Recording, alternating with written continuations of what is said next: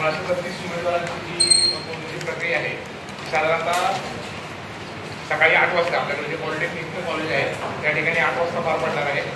आणि परंतु उमेदवारांनी त्यांचे निवडणूक प्रतिनिधी आहेत त्यांनी सकाळी 6:30 पासून उपस्थित राहण्याची अपेक्षित आहे. ठीक आहे, म्हणजे आपण काय करतोय तिथं दोन गोष्टी आपल्याला सकाळी 7 वाजता स्ट्रॉंग रूमचं हे ओपन करायचं आहे.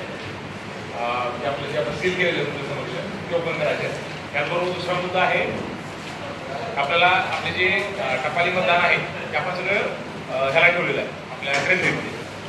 भोसले साहेब किती वाजता ते आपल्या ट्रेनरीमध्ये उमेदवारांचे जे काही प्रतिनिधी असतील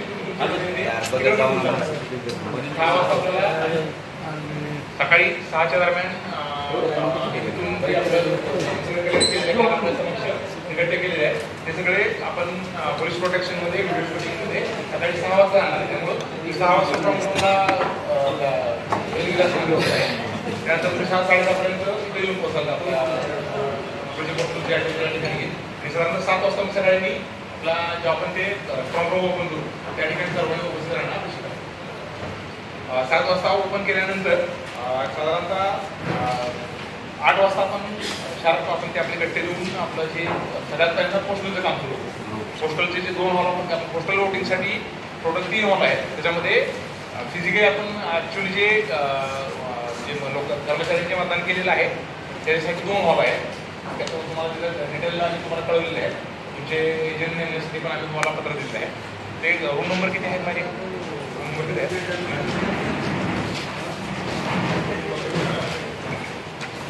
हॉलचा एक रूम नंबर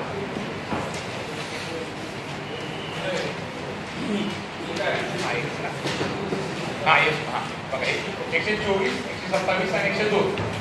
तर DTPPS म्हणजे काय असतं की जे आपल्या जिल्ह्यामध्ये मतदार असलेले जवळ 3700च्या आसपास आपले मतदार आहेत जे आर्मीमध्ये आहेत. तर त्यांना ऑनलाईन आपण पाठवलेलं आहे मतदान. असे 3700 आहेत पैकी त्यापैकी आम्हाला 2-2.5 दरम्यान आतापर्यंत जवळजवळ 1900च्या आसपास आम्हाला फिजिकली प्राप्त झालेले आहे. ते त्यांना ऑनलाईन जातं, ते प्रिंट काढतात, प्रिंट काढून ते पोस्टानं मतदान करून आपल्याकडे पाठवतात. त्यापैकी जवळजवळ 1800 ते 1900 आम्हाला प्राप्त झालेले आहेत. ते सुद्धा आपण ट्रेनरीमध्येच ठेवतो दररोज. साधारणतः ते सगळे जे मिळून जवळ 10,000च्या आसपास अंदाजे आकडा होईल. आपल्या कर्मचाऱ्यांनी दिले जवळ 7,000 आणि साधारणतः आम्ही 3,000 असं पकडतो. 3,700 आम्ही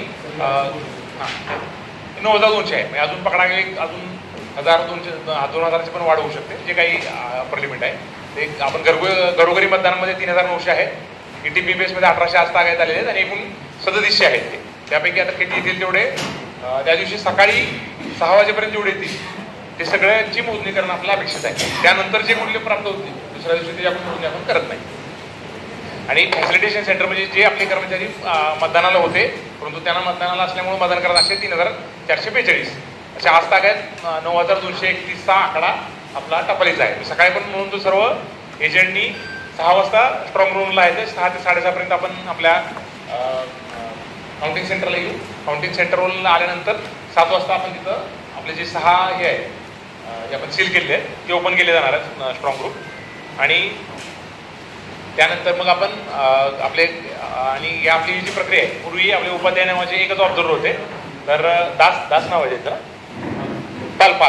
पाल नावाचे अजून एक ऑब्झर्वर आपल्याला 2 ऑब्झर्वर असणार त्यावेळेस काउंटिंगसाठी.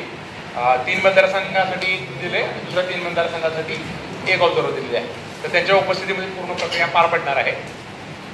आणि आम्ही याचं जे ड्राय रन किंवा आपण ज्याला म्हणून रंगीत चाली त्याची 1 दिवस पूर्ण प्रोसेसची आम्ही हे करणार आहे. फक्त उमेदवारांना आणि त्याच्या काउंटिंग एजंटसाठी सर्वात महत्त्वाची सूचना म्हणजे आपला जो इलेक्शन कमिशनच्या ज्या गाईडलाईन आहेत त्याच्यानुसार इलेक्शन कमिशनपासून 100 मीटरचा परिसर जो आहे आणि पत्रकारांना सुद्धा सूचना आहे 100 मीटरचा परिसर आहे तो पेडेस्ट्रियन झोन आहे. म्हणजे आपण साधारणतः आपला जो फ्लायओव्हर आहे तिथपासून आणि इकडच्या बाजूला जवळजवळ 50-100 मीटर पकडा त्या पलीकडच्या बाजूला. तर तिकडूनच आपण बॅरिकेडिंग करणार आहे. तिथून पायी चालत यावं लागणार आहे. ठीक आहे. तर फक्त म्हणजे आम्ही आज तुम्हाला एक्झॅक्टली फायनल करू. आता SP साहेब एक्झॅक्टली पार्किंगचा जो मॅप आहे तर आम्ही तुम्हाला मोठे तुम्ही ज्या ठिकाणी चालणार तिथं म्हणजे ते ॲड्रेसला गेला होणार ना तिथं तुम्हाला एक्झॅक्टली कळू. आता म्हणजे प्रेस नोट पण देऊ आम्ही. पार्किंगची व्यवस्था कुठं केलेली आहे तिथं लोक लावणार पण आहे. तर ते गाड्या म्हणजे काउंटिंग एजंटनी ज्या ठिकाणी सांगितले आणि कर्मचाऱ्यांनी बोलणार त्या ठिकाणी आम्ही एक्झॅक्टली लोकांची तुम्हाला सांगतो. एकतर त्या मागं आपलं कोष्टरोग धाम आहे त्या साईडला एक पार्किंग असेल आणि किंवा पेमळी रोडला एक पार्किंग असेल. ठीक आहे. आणि सगळ्यात महत्त्वाचं म्हणजे आपल्याला जे येणार जे काउंटिंग एजंट आहेत तिथे कोणालाही मोबाईल अलाउड नाही आणि आमच्याकडे मोबाईल ठेवायची एवढी व्यवस्था नाही. 3000 लोकांची एजंट येणार आहेत, तेवढी कुठलीही व्यवस्था नाही आहे. तर जेव्हा फ्रिस्किंग होणार आहे एंट्री गेटमध्ये त्या ठिकाणी जर तुमच्याकडे मोबाईल असेल काउंटिंग एजंटकडं तर त्याला एंट्री मिळणार नाही. तर ते मोबाईल घेऊन यावा मगच त्याला आतमध्ये मग तुम्ही परत म्हणा आमच्या एजंटला आत सोडत आहे. पुन्हा एकदा सर्व एजंटला मी सूचना देतो, रायटिंगमध्ये पण कळवलेलं आहे, प्रेस नोट दिलेली आहे. तो ॲन्युअल जर गोंधळ उडाला तर त्याला जबाबदार ते कॅन्डिडेटचे एजंट आणि जो कॅन्डिडेट राहतो. त्यामुळे त्यांना फक्त अलाउड काय आहे काउंटिंग एजंटना पेन, तुम्ही जे तुमच्याकडे काय डॉक्युमेंट्स म्हणजे कागदपत्र तुम्हाला जे काय आणायचे हातात पेन पेन्सिल हे सोडून कुठलंही इलेक्ट्रॉनिक गॅजेट त्यांनी आणणं अपेक्षित नाही. लॅपटॉप टॅब कुठलंही नाही. फक्त तुम्हाला पाण्याची व्यवस्था वगैरे आहे. अजून एक सांगतो, काउंटिंग एजंटसाठी पाण्याची व्यवस्था आम्ही केलेली आहे.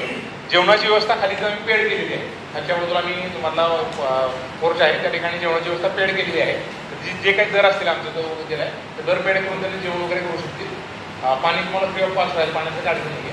त्याची जेवणाची व्यवस्था खाली त्यांना बसायची व्यवस्था केलेली आहे, कूलरची व्यवस्था केलेली आहे, ती व्यवस्था सगळी आहे, टॉयलेटची वगैरे व्यवस्था आहे. त्याच्यामध्ये फक्त आणि स्क्रीन वगैरे लावून त्यांना माहिती वगैरे असेल बाकी बातम्या वगैरे पण आम्ही लावतो तिथं, त्यांची कुठलीही गैरव्यवस्था होणार नाही हे काळजी घेतो. फक्त ती जेवणाची व्यवस्था पेड असेल त्यांची. ठीक आहे. त्यानंतर आपल्याकडं सकाळी साधारणतः जे पहिला जो राऊंड आहे पहिल्यांदा पोस्टल 8 वाजता सुरू होईल.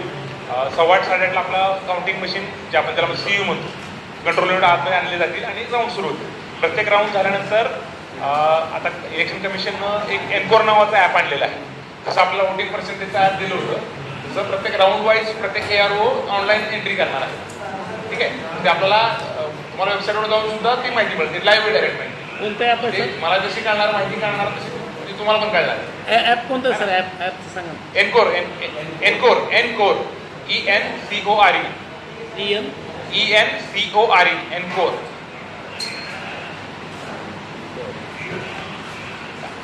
इलेक्शन कमिशन वेबसाईटवर पण त्यांनी ते हे करणार आहे आणि ते लाईव्ह असणार आहे. डायरेक्ट आमच्या इथला प्रत्येक राऊंड झाला की ते एकदा व्हेरीफाय करतात. व्हेरीफाय केल्यानंतर ऑब्झर्व्हरला दाखवतात. ऑब्झर्व्हर पण रँडमली चेक करतात ते 2 मशीन्स आणि टॅली करतात. साधारणतः म्हणजे एक राऊंड संपला की साधारणतः एक 20 मिनिटामध्ये ते टॅली करतात. 20 मिनिटानंतर इमिजिएटली मग डायरेक्टली ते आपल्या त्या एनकोरवर लाईव्ह करणार आहे. म्हणजे ते एनकोर माध्यमातूनच ते माझ्याकडे येणार आहे. आरोकडं पण माझ्याकडे ते एनकोरमधून येणार आहे आणि एकदा ते लाईव्ह झालं की ते सगळ्यांना दिसणार आहे. ठीक आहे. तर ते ही राऊंड किती राऊंड आपले राऊंड टाकले आहेत. मॅक्सिमम राऊंड 30 आहेत. त्यापैकी प्रत्येकाचे वेगवेगळे आहेत. मॅक्सिमम आपले उस्मानाबादचे मॅक्सिमम 30 राऊंड आहेत. यात नाही दिलं वाटतं आम्ही. म्हणजे मॅक्सिमम राऊंड 30 आहेत. बाकी औसाचे 22 आहेत. म्हणजे प्रत्येकाचे वेगळे वाटतं. डिटेल आम्ही ते प्रेस नोटमध्ये देतो वाटलं तर. राऊंडचं पत्र दिलं तर पण उमेदवारांनी दिले का? म्हणजे आम्ही प्रेस नोट आज इश्यू करू परत ना सर प्रेस नोटमध्ये ते पण घेऊ आपण. राऊंडचं किती होणार आहेत काय होणार आहेत ना ओव्हरऑल जे आमच्या जे सूचना ते पण प्रेस नोटमध्ये घ्या. एका राऊंडला किती मोजलं जाणार? एका राऊंडला किती मोजलं जाणार? ते कसं असतं आणि प्रत्येक आपले 6 हे आहेत हॉल आहेत काउंटिंग हॉल आपले 6 मतदारसंघाचे. प्रत्येक मतदारसंघामध्ये 14 टेबल आहेत. ठीक आहे. म्हणजे एका राऊंडला 14 मशीनचं काउंटिंग होणार. 14×6 असे एवढ्या मशीनचं आपलं काउंट होणार. तसं 84 मशीन एका राऊंडमध्ये होणार. ठीक आहे. त्यानंतर ते काउंटिंग एजंटसाठी इंटरनली तिथंच डिस्प्ले आहे. आम्ही त्याला होतो त्याच्यामध्ये आपल्या मतदारसंघ आणि प्रत्येक राऊंड झाल्यानंतर मग RO आणि ARO ते मग ते इंटरनली ते माईक पण अनाउन्समेंट करतील आणि एक्सटर्नली जे आम्ही बाहेर माईक लावलेत ते सुद्धा आम्ही अनाऊन्स करू देतो. पण बाकी आपल्या पत्रकारांच्या दृष्टीनं याच्या दृष्टीनं पत्रकारांच्या दृष्टीने एक महत्त्वाचं आहे म्हणजे की तुम्हाला अलाउड आहे आतमध्ये. तुमचा फक्त सगळ्यात महत्त्वाचं काय केलं आहे की बाकी कोणालाही मोबाईल अलाउड नसल्यामुळं तुम्ही कशावर हे करणार आहे हे चित्रीकरण आणि तुम्ही काय काय आणणार आहे. तर मी DIOना सूचना देतो की रायटिंगमध्ये आम्हाला आणि SP साहेबांना की तुमचे जे 30-35 किती लोक आहेत ते असं झाले का त्या प्रत्येकाकडनं रायटिंगमध्ये घ्या तुम्ही काय आणणार आहे. म्हणजे तुमचा ते बूम आणणार आहे अजून ते कारण तुमचा मोबाईल बाकी इतर कोणाला मोबाईल अलाउड नाही. ठीक आहे. तुमच्या आपल्याकडे बहुसंख्य लोकांना मोबाईलच करतात तुम्ही ना असं दोष तुमचं काय असतं ते नाही कॅमेरा आहे सर कॅमेरा किंवा मोबाईल तुम्ही आज आम्हाला संध्याकाळपर्यंत DIO साहेबांकडे द्या. जर तुमचा जर मोबाईल असेल तर मग ते कारण आम्हाला सोसायटीला ऑर्डर काढायला लागेल की मोबाईल कम कॅमेरा. कॅमेरा असतो सर. मोबाईल नाही येणार तुमचा. मोबाईल आहे सर. ते पाठवायचं कसं सर? मी असतो ना, तुम्ही काय तुम्ही लिहून सांगा. DF साहेबांकडे देते. मोबाईल कम कॅमेरा असते. तुम्हाला कॅमेरा ते कॅमेरा अडचण येत नाही. तुम्हाला सांगायचा उद्देश काय आहे की कॅमेरा अडचण येत नाही, मोबाईलला अडचण आहे. तुम्ही म्हणून तर DF साहेबांना रायटिंग कळवा. नाही मोबाईलवरून बातमी ते राऊंडची आकडेवारी पाठवायला लागणार. तुमचा जर मोबाईल येणार असेल आतमध्ये का बातम्या कव्हर करायला तर ते रायटिंगमध्ये कळवा की आमचा मोबाईल कम कॅमेरा आहे आणि ॲडिशनल कॅमेरा असतो काय हरकत नाही. मोबाईल पण तुम्ही त्यात चित्रीकरण करणार असले की कळवा. कॅमेरा न्यायला आणखी बूम न्यायला अडचण येत नाही, परंतु नाही होतं तसं केलं आहे की इलेक्शन कमिशनने सांगितले की कोणाला मोबाईल आतमध्ये अलाव केलाय ते आम्हाला रायटिंगमध्ये कळवा. कालची VC झाली ना तर आम्हाला आमची परमिशन घ्या म्हणून सांगितलं. म्हणून त्यामुळे सुचवी केली मी सर्वांनी ज्यांना कोणाला मोबाईल घेऊन द्यायचा आतमध्ये त्याने रायटिंगमध्ये आज संध्याकाळपर्यंत DF साहेबांकडे घ्या. DF साहेब आमच्याकडे देऊन आम्ही SP साहेबांना आम्ही कळवून SP साहेब त्यानुसार जे प्रिस्टिंग असेल त्या ठिकाणी मग तुमचा कॅमेरा आणि मोबाईल मग तो रायटिंगमध्ये पाहिजे कारण तसं ते ऑर्डर निघणार आहे. त्याशिवाय प्रत्येक वायर जोडून की आमचा मोबाईल अडवला नाही अडवला. त्यामुळे सर्व पत्रकार बंधूंना पण सूचना आहे प्रेस नोटमध्ये पण टाकायची की आपलं कुठलं जे आतमध्ये चित्रीकरणासाठी कुठल्या येणार आहे त्याची त्यात नोंद करायची. बूम असेल, कॅमेरा असेल, मोबाईल असेल, मोबाईल कम कॅमेरा. मोबाईल नाही घ्यायचं, मोबाईल कम कॅमेरा असं आहे. Power bank. तर हे आहे सगळ्यात महत्त्वाचं. पत्रकारांची सगळ्यात महत्त्वाची गोष्ट ही आहे. तुम्ही जर आधी नाही घेतलं तर ते गोंधळ होता फायदा होणार नाही. कारण तिथं म्हणजे काल इलेक्शन कमिशन आमचे पण नंबर सांगितले की माझा मोबाईल द्यायचा ना माझं पण नाव पाठवायचं मला. ठीक आहे. त्यामुळं वाचून दाखवतो. राऊंडची संख्या औसाच्या 22 आहेत, उमरगा 23, औसा 22, उमरगा 23, तुळजापूर 29, उस्मानाबाद 30, परांडा 27, बार्शी 24. एक आपला हे राऊंड आपल्या ह्याचे मतपेढ्याचे राऊंड आहे. आता तुम्हाला मी जे पोस्टलचं तुम्हाला एक सांगणार आहे 9,200चा आकडा दाखला आहे पोस्टलचा आणि हे EVMचे राऊंड. नाही सर एका राऊंडला किती मतदान मोजलं जाणार आहे म्हणजे किती मत? 84 मतपेढ्या 14 एका राऊंडला 14 एका हॉलला 14 गुणिले 6 84 कंट्रोल मधलं मतदान एका राऊंडला होणार सगळ्यांचं. नाही एवढी दिवस चालू ते कसं होतं की आपण एक नंबर पासून करत होतो. एक राऊंड कंप्लीट व्हायला किती वेळ लागणार काय सर? हा तेच आकडा विचारायला. आकडा किती असेल त्याच्यात?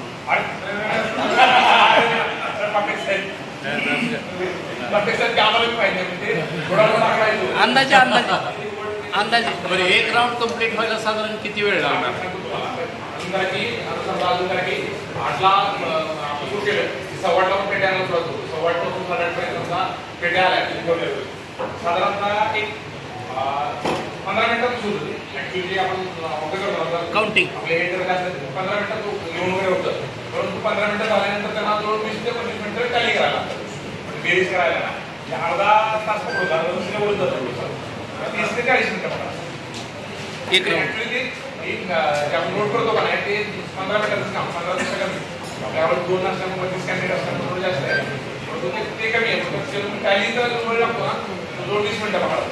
ते पण त्याच्या काय एक्सेल शीटमध्ये एंट्री होती. एक्सेल शीटमध्ये एंट्री होऊन मॅन्युअली एक आपली टीम मॅन्युअल टॅली करते. एक्सेल शीटमधून ॲडिशन करते. एक कॅल्क्युलेटर घेऊन करते. त्यामुळे वेळ लागतो आपल्याला. अजून काय असतं की आपला शेवटचा जो राऊंड असतो कंट्रोल युनिटचा तो आपला पोस्टलचा जोपर्यंत मोजणी होत नाही सगळी. त्यामुळे बऱ्याच वेळा काय होतं की आपली फायनल व्हायला वेळ काय लागतो. एक पत्रकारांना बऱ्याच प्रश्न होतो की एवढा 2 वाजेपर्यंत काय करतात त्याचा रिझन सांगतो. काय होतं साधारणतः आपलं सकाळी सुरू झालं की आपलं पोस्टल व्हायला संध्याकाळी 6-7 वगैरे वाजतात. म्हणजे सुरुवातीला आपण पोस्टलमध्ये काय करतो पोस्टलमध्ये मग तो उघडतो त्याच्यामध्ये हे दिलेलं असतं आपल्याला म्हणजे मतदारांनी सही केलेली असते त्याला गॅजेट ऑफिसरला व्हेरीफाय केलेलं असते ते आपण ओपन करतो. ते मग त्याच्यात काही मतं बाद होतात काही नंतर बाकी वैध राहतो. अवैध झालेलं मतं ती मोठी प्रक्रिया त्याला बराच वेळ जातो. त्यामुळे काय होतं, एक आपले पोस्टलची मतं संपायला संध्याकाळी 6-7 वाजता. पोस्टलची मतं झाल्यानंतर मग शेवटचा राऊंड होतो. प्रत्येक मतदारसंघातला जो शेवटचा राऊंड असतो ईव्हीएमचा, तोपर्यंत आपण करत नाही जोपर्यंत पोस्टल संपत नाही. ठीक आहे. म्हणजे त्या 6-7-8 वाजता आपल्याला शेवटचा ईव्हीएमचा राऊंड घ्यायला 7-8 वाजता. हे झाल्यानंतर मग आपलं मग व्हीव्हीपॅटचं जे आपले जे 5 करायचे प्रत्येक मतदारसंघाचे 5-5 मतदारसंघ आपण काय करतो, सगळे समजा अजून करा की आपल्याकडं ह्याच्यात किती समजा 300 काहीतरी ना आपले उस्मानाबादचे किती 322 काहीतरी ना, तर ते आपण सगळे एकत्र करतो, चिठ्ठ्या टाकतो, त्याच्यात 5 चिठ्ठ्या टाकतो आणि मग त्या 5 चिठ्ठ्यांचं मग ते आपण ते व्हीव्हीपॅट मागवतो आणि तिथे आपण ते चिठ्ठ्या मोजतो ॲक्च्युअली मशीनमध्ये आणलेल्या त्या व्हीव्हीपॅटमध्ये. ती प्रक्रिया साधारणतः 8 नंतर चालू होतो. अरे बाबा. त्याला साधारणतः 4 ते 5 तास, मिनिमम 4 तास पकडा, ते 12पर्यंत चालतं. म्हणजे असं सगळं करून मग ती प्रक्रिया लागते. नाहीतर ॲक्च्युअली तुम्ही माझं निकाल दुपारीच लागला असतो. म्हणजे आपल्याला सर्टिफिकेट द्यायला लागतं. तर रात्र उजाडायचं मेन रिझन हे आहे की आपल्याला जी प्रक्रिया आहे ती सगळी एकमेकांची लिंक आहे. म्हणजे पोस्टलचं संपल्याशिवाय शेवटचा राऊंड होत नाही, शेवटचा राऊंड झाल्याशिवाय व्हीव्हीपॅटची काउंटिंग होते. व्हीव्हीपॅटची काउंटिंग झाल्यानंतर मग त्यानंतर आपण व्हेरीफाय करतो काय कोणाची तक्रार आहे का, रिकाउंटची कुठल्या उमेदवाराची काय रिक्वेस्ट आली आहे का, परत ऑब्झर्व्हर दाखवतो. मग ऑब्झर्व्हर आपल्याला क्लिअरन्स देतात तुम्हाला की बाबा की आता हे इलेक्शनचं रिझल्ट जाहीर करण्यात हरकत नाही. मग असं आल्यानंतर मग आपण त्यांना सर्टिफिकेट इश्यू करतो. ही प्रक्रिया सुद्धा आपण म्हणतात की दुपारी 1 वाजता रिझल्ट आलेला असतो, रात्रीच्या 2-4-5 वाजता सर्टिफिकेट इश्यू. कारण पुढची प्रक्रिया जरी निकाल आपला म्हणजे तुम्हाला म्हणजे काय म्हणून आपण प्रॅक्टिकली माहिती झालं असतो की पण ही जी लिगल प्रक्रिया व्हायला अजून पुढचे 10-15-12 तास लागतात. त्यामुळं आणि जर समजा कदाचित आमचा आता एन्कोर वगैरे आहे, कदाचित काय मागच्या वेळेस काय झालं होतं की ATBPS म्हणून सिस्टम बनवली होती. त्याच्यात काय झालं होतं की जे आपल्या आर्मीच्या लोकांचे जे येतात ते स्कॅनिंगची एक प्रक्रिया असते. स्कॅनिंगची प्रक्रिया व्हायलाच ती सिस्टम बनवली होती ना, ती ठरवून गेली होती. त्यामुळे मग ती प्रत्येक प्रक्रिया लांबली मागच्या वेळेस. म्हणजे ह्यावेळेस पण काय टेक्निकल अडचण एन्कोरमध्ये वगैरे काढत नाही तर अजून थोडंफार एक्स्ट्रा वेळ लागू शकतो. त्यामुळे ते आपल्याला आपल्या ॲव्हरेज तुम्हाला सांगतो की पोस्टल जी आहे त्याच्यामध्ये ॲव्हरेज काय केलं आपण 16 टेबल ते 2 हॉल म्हणले. तुम्हाला 100 हॉल काढा पडते 124. त्या 2 हॉलमध्ये प्रत्येक हॉलमध्ये 8-8 आम्ही टेबल ठेवलेत आणि प्रत्येक टेबलला 500 मतं पोस्टलचे आपल्याला मोजलेलं असतात आणि ATBPSमध्ये ॲव्हरेज साधारणतः 300 ते 400 मतं येतील ह्याच्याकडे. हे बघा हे 124 आणि 127मध्ये 8-8 टेबल आहे, ते 16 टेबल आहेत आणि प्रत्येक टेबलवर अंदाजे त्यांना 500 मतं मोजले जाणार आहे. आणि जो ATBPSचा जो 102 नंबरचा रूम आहे त्याच्यामध्ये ॲव्हरेज त्यांना 300 ते 400 मतं त्यांना मोजले जाणार. त्यांना ॲडिशनल वेळ का लागतो, त्यांना स्कॅनिंग करायचं असतं. ते जे मत आलेलं असतं ते ऑनलाईन स्कॅनिंग करतो, स्कॅनिंग करून मग आपण मोजलेलं करतो. कर्मचारी किती आहेत सर काउंटिंग? कर्मचाऱ्यांची संख्या काउंटिंगला आपल्याकडे आम्ही आता काउंट केलं जवळजवळ 1,500च्या आसपास आमचे आहेत सगळे. ॲक्च्युली आतमध्ये जवळजवळ 1200 कर्मचारी आहेत.